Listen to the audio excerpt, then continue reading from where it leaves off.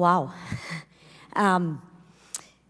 I think from both sides of what we hear, this has not been a success. But at the end of the day, we have to take a look at leadership.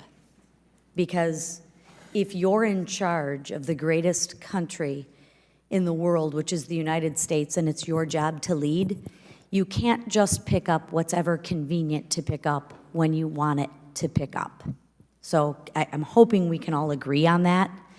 Biden is our president. That's a fact. He made the choices he made when he made them. That's a fact. And we can go back and make this about Trump if we want. What I don't understand is the other side, you just can't quit Trump. I mean, man, he is living in your head rent-free. So right now, we're talking about the commander-in-chief right now, which is President Biden. Anytime he wants to relinquish that, I'm sure we could have a different discussion. But with that said, for the past 2 years, let's talk about the facts. The Biden administration has wholeheartedly defended this atrocity in Afghanistan. They've defended it. They've told Congress to ignore images of people desperately hanging and falling to their deaths from the U.S. military aircrafts that they left at the Kabul airport.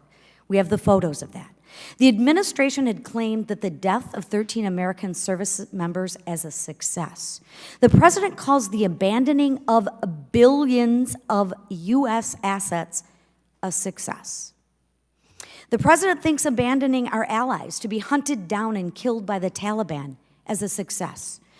To my colleagues on the other side of the aisle, you honestly can't call that a success. I don't know how in any frame of reference that can be delivered as a success. For anyone in this chamber to parrot the administration's lies that the debacle was of Afghanistan and the withdrawal of it was a success, I think, in my humble opinion, is delusional. So I have one question, sincerely.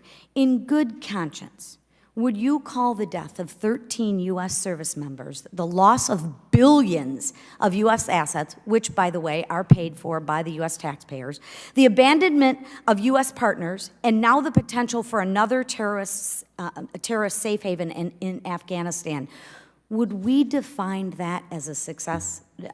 General Sopko, I'd like to hear. Congresswoman, I don't think I would ever say the death of an American soldier is a success. Thank you.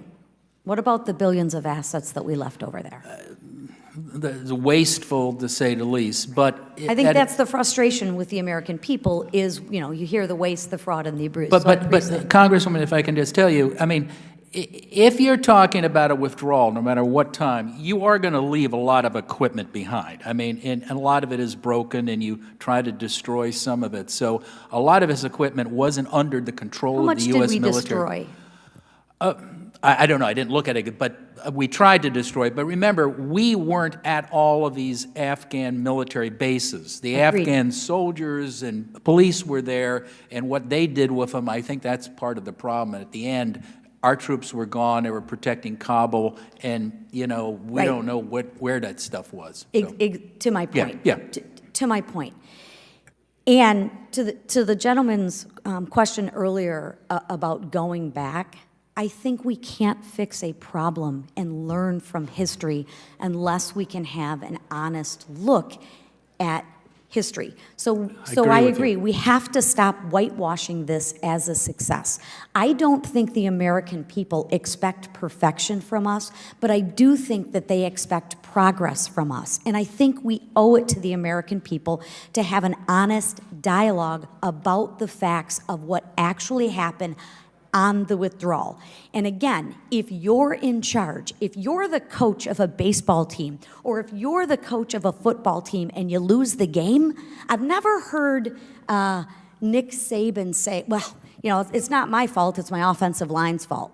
No, as the leader, you actually take some ownership. I think we all could learn a little bit from that.